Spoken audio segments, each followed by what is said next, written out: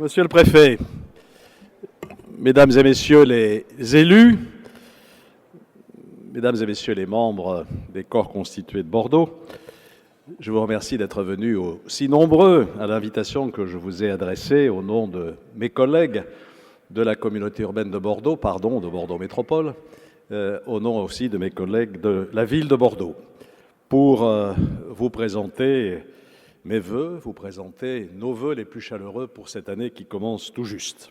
Des vœux personnels d'abord, que cette année vous conserve en bonne santé, qu'elle vous permette de réaliser tous vos projets professionnels et personnels et qu'elle vous apporte ce bien précieux, j'aime bien ce mot, d'harmonie, qui a une résonance un peu musicale, d'harmonie en vous-même et d'harmonie avec tous ceux qui vous entourent et qui vous accompagnent dans la vie. Ces vœux, je les adresse bien entendu à notre métropole, à nos communes, à nos collectivités, qui viennent de vivre une année de transformation profonde. Nos concitoyens ne s'en sont pas toujours aperçus, et pourtant beaucoup de choses ont changé, pas simplement le nom de la CUB, la communauté urbaine de Bordeaux, devenue Bordeaux Métropole, mais beaucoup de changements en profondeur, avec notamment la mutualisation de nombreux services de nos 28 communes. Un seul chiffre qui permet de concrétiser ces changements, Bordeaux Métropole, ce sont désormais 5000 agents, dont 2000 ont été transférés au 1er janvier de cette année de 15 communes, parmi les 28, de l'ancienne communauté urbaine de Bordeaux, 1300 de la ville de Bordeaux elle-même, 200 de Mérignac, et ainsi de suite. Vous imaginez le travail que cela a dû représenter, puisque c'est au 1er janvier de cette année 2016 que ces 5000 fonctionnaires ont reçu leurs nouvelles affectations.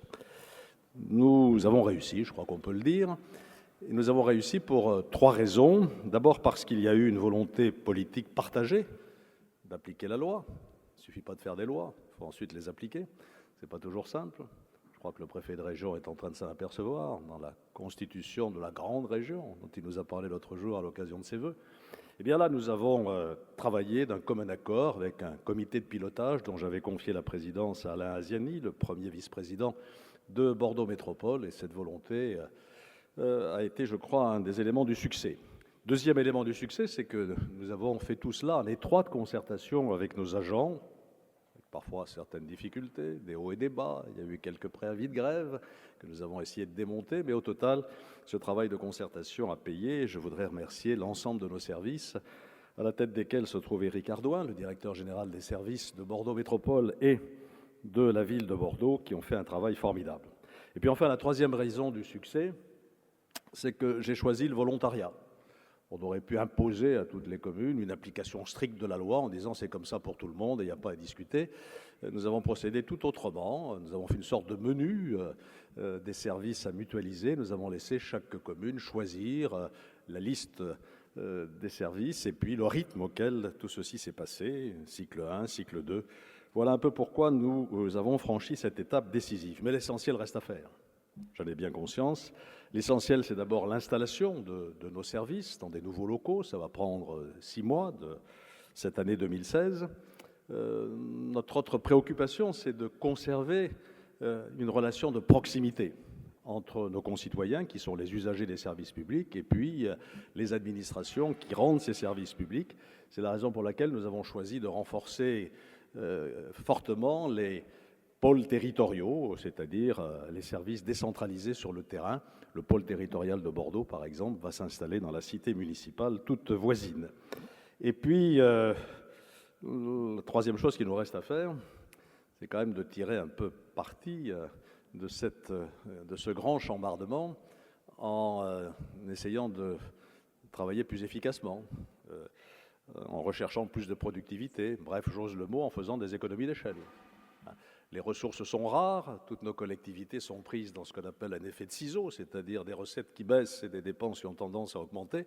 Et donc je pense que la seule façon de s'en sortir, ce sera de mutualiser les services pour rendre un aussi bon service à moindre coût.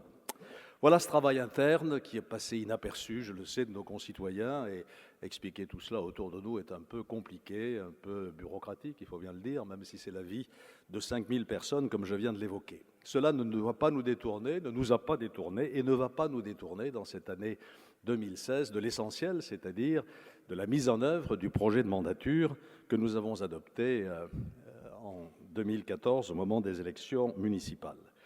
Vous connaissez les grands axes de cette politique qui est la nôtre. Je les rappelle très rapidement en essayant de me projeter sur 2016 et sur les années qui viennent. D'abord, et je sais que c'est un souci pour beaucoup d'entre vous, améliorer la mobilité dans notre agglomération. Il y a des marges de progrès. Je n'aime pas beaucoup les classements qui nous mettent en 3e rang pour les embouteillages. Ça me fait un peu de peine, ça. C'est pas très bon pour l'attractivité de Bordeaux, donc il faut progresser dans la mobilité. Et nous allons adopter, à la fin du mois de janvier, en Conseil de métropole, un plan très ambitieux, qui est un véritable plan stratégique de mobilité, qui va reposer sur la construction de nouvelles liaisons de transport en commun en site propre, la ligne D, bien sûr, dont les travaux commencent, mais aussi le bus à haut niveau de service qui ira de la gare à Codéran jusqu'à Saint-Aubin-du-Médoc, ou bien encore la mise en service du tram du Médoc. Bref, 8 liaisons nouvelles, parmi lesquelles, et c'est une de nos priorités, la liaison entre l'aéroport et la ville. Mais notre stratégie de la mobilité ne se limitera pas à cela.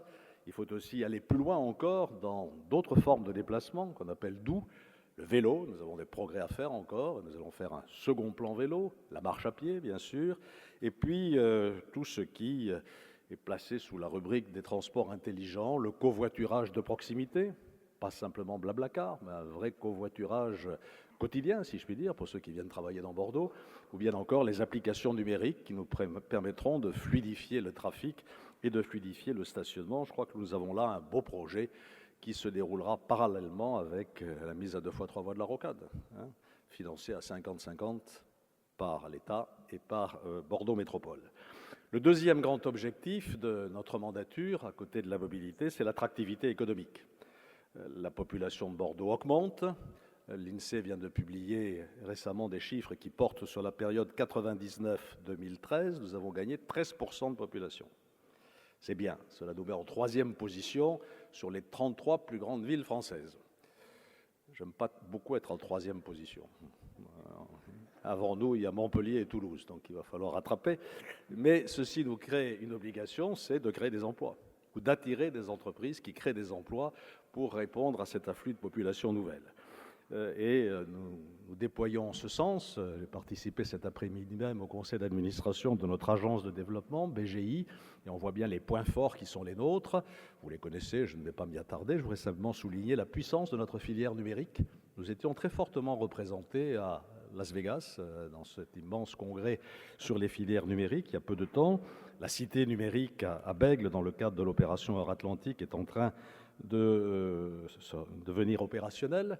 Et puis nous avons d'autres projets d'opérations d'intérêt métropolitain, comme celle de l'aéroport ou comme celle de Campus Vallée Créative autour de l'université. Troisième grand objectif, troisième grand axe de travail pour nos équipes, construire des logements. J'ai dit que la population a augmenté, tous les Bordelais ne sont pas bien logés, il y a ceux qui arrivent, et puis il faut diversifier notre offre de logement. Nous ne sommes pas encore dans les clous en ce qui concerne le logement social. Enfin, nous le sommes globalement sur l'agglomération, je pense. Nous ne sommes pas ville par ville. Il faudrait d'ailleurs changer l'instrument de mesure, peut-être, et le métropoliser. Mais enfin, ça, c'est une autre affaire. Et donc, nous avons l'obligation de construire, et nous construisons. Nous construisons dans les grands projets d'aménagement de la ville, qui sont plus que des projets que vous voyez sortir de terre. Ginkgo, au bord du lac, en est à sa phase finale, 3e phase. Les bassins à flot ont été une surprise pour tout le monde. La rapidité de réalisation de cette opération est assez surprenante. Une bonne nouvelle, nous venons de conclure, on est encore au stade de la promesse de vente, mais sans conditions suspensives, la vente de ce qu'on appelle l'îlot de la Fourrière, juste à côté de la Cité du Vin, où vont être construits un parking de près de 500 places, qui desservira notamment la Cité du Vin, plusieurs milliers de mètres carrés de bureaux, un hôtel 4 étoiles, et également un site autour duquel je fantasme un peu, qui serait une sorte de halle des produits de l'Aquitaine, associant à la fois des petites boutiques et puis des petits restaurants comme Eat Italy à New York, par exemple, qui est un beau succès. Donc voilà ce projet De l'autre côté du pont, c'est Brazza, dont les premiers permis de construire vont être délivrés. Bastille de Niel, Darwin est devenu une référence européenne aujourd'hui et va se développer sur les magasins généraux sud. Et puis, nous avons tenu tout récemment un comité de pilotage sur l'opération Garonne-Eiffel dans le cadre de Bordeaux-Atlantique. Ça démarre là aussi. Le groupe Faya va mettre en chantier son nouveau siège social sur le quai des Champs. Et nous avons lancé une consultation sur ce qu'on appelle le belvédère, c'est-à-dire le site un peu en hauteur qui est à côté du pont du chemin de fer. De l'autre côté du fleuve et de l'autre côté du futur pont, dont le chantier va aussi commencer en 2016-2017, l'opération Saint-Jean-Belsier, où là aussi les projets avancent. La Caisse d'épargne devrait voir son bâtiment nouveau achevé dans le courant de l'année 2016. En dehors de Bordeaux, c'est l'opération 50 000 logements que vous connaissez, qui est en phase opérationnelle. 4 000 logements en construction sur les villes de Bègles, de Villeneuve, de Gradignan, d'Ezine, de Bruges ou du Haillan. Quatrième objectif, enfin, c'est la haute qualité de vie, n'est-ce pas, cher Anne ? Comment maintenir dans notre agglomération une haute qualité de vie. Donc, nous remettons à jour notre agenda 21, notre plan climat, énergie, qualité de l'air. Nous sommes en train de préparer un contrat métropolitain de santé avec l'Agence régionale de santé. Nous développons bien sûr nos espaces verts. Nous dotons chacun de nos grands espaces à aménager de réseaux de chaleur qui nous permettent d'être exemplaires, je l'espère, en matière énergétique. Voilà, beaucoup de travail, beaucoup de boulot, du pain sur la planche pour cette année 2016, mais c'est ça qui est excitant, bien sûr, pour continuer la mutation de notre agglomération. On va faire la fête aussi en 2016 quand même. On va beaucoup travailler, on va faire la fête. Le deuxième marathon aura lieu le 9 avril. Les inscriptions ne sont pas closes. Monsieur Loiseau, vous pouvez vous inscrire si vous en avez encore le désir. Voilà. Ensuite, l'Euro 2016 avec 4 matchs tirés au sort qui vont nous attirer de belles équipes, une demi-finale, la fête du vin en même temps, et nous inaugurerons la Cité du vin à la fin du mois de mai, au début du mois de juin, en même temps que la fête du vin. Cette liste n'est pas exhaustive. Voilà, mesdames et messieurs, les vœux que je forme pour Bordeaux, que tous ces projets se réalisent. Et au total, ça ne marche pas si mal. Il faut se méfier des palmarès. Bon, enfin, de temps en temps, on peut se faire plaisir quand même. Récemment, le site Huffington Post a classé les 10 plus grandes inaugurations qui vont avoir lieu dans le monde en 2016. Les 10 plus grandes. Et dans les 10, il y a la Cité du Vin. Pas mal. Autre classement que je voudrais évoquer, celui du New York Times, je crois. Quels sont les endroits dans le monde où il faut aller en 2016 ? Nous ne sommes pas premiers. Encore, ça me navre. Mais enfin, je m'incline. La numéro 1, c'est Mexico. Bon. J'ai vérifié récemment, c'est 22 millions d'habitants. Bon. Numéro 2, Bordeaux, 250 000 habitants. Et le rapport, mais nous sommes en deuxième position, c'est dire l'attractivité de notre ville. Voilà pourquoi je suis, comme vous, tellement attaché à ce territoire et pourquoi je voudrais à nouveau remercier toutes mes équipes, les élus qui m'entourent et les services de nous aider à réaliser tous ces projets. Vous me permettrez brièvement, parce que je ne tiens pas à vous faire un trop long discours, de former aussi quelques vœux pour la France, pour notre pays qui vient de vivre une année 2015 douloureuse. Notre pays a été meurtri dans sa chair par les attentats qui se sont succédés depuis le mois de janvier 2015, Charlie, Hypercacher, jusqu'au mois de novembre, le Bataclan et tout ce qui a martyrisé Paris. Une autre épreuve d'une nature tout à fait différente, mais que je ne veux pas non plus passer sous silence parce qu'elle affecte profondément notre société, c'est la montée continue du chômage qui frappe tant de jeunes, dans des proportions de plus en plus insupportables, et puis aussi des chômeurs de longue durée qui n'arrivent pas à s'en sortir. Il va falloir relever ces défis.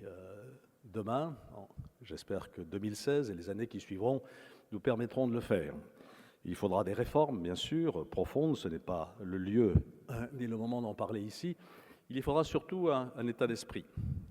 Et cet état d'esprit, pour moi, il est le contraire de ce qu'on nous distille matin, midi et soir, c'est-à-dire la nostalgie, le rêve de l'âge d'or perdu, c'était si bien avant, ça sera si mal demain. Bon, le déclinisme, il faut absolument combattre ce poison idéologique ou intellectuel.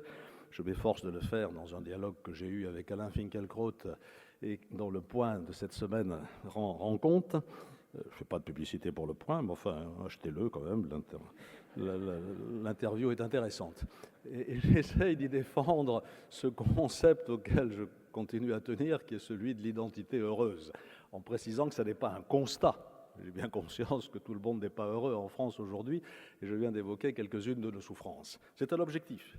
Et cet objectif, pour moi, il tourne autour de cette ambition de concilier deux réalités qui sont incontournables. D'abord, notre diversité. Nous ne sommes pas tous pareils.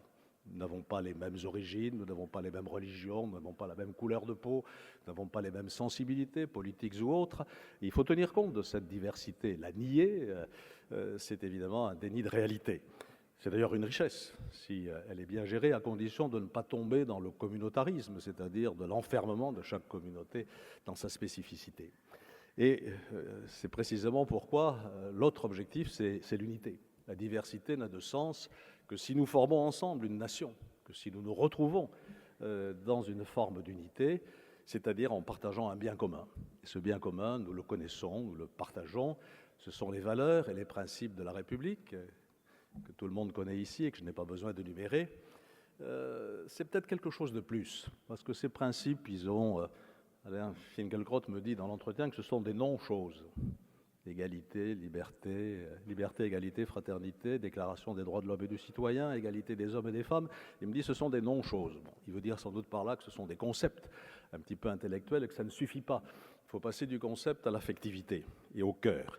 Et cela compte aussi dans le bien commun que j'évoque à l'instant, partager le même sentiment d'appartenance à une nation, le même sentiment national, le même amour de la patrie, pour oser ce mot qui paraissait un peu dépassé ou obsolète et qui revient à la une de l'actualité. Je suis frappé chaque fois que je suis dans une manifestation publique de voir comment on chante la Marseillaise depuis le 13 novembre. Pas tout à fait de la même manière. On fait un peu attention aux paroles qu'on avait voulu changer en d'autres temps, qui ont une forme d'actualité étonnante, et on la chante avec une ardeur nouvelle et un enthousiasme nouveau. Je crois que c'est une des forces de notre nation. Et donc, le vœu que je voudrais former pour terminer, ce serait que tout au long de cette année 2016, nous aimions la France, nous aimions l'avenir de la France, et que peut-être nous nous préparions à organiser demain le printemps français. Merci.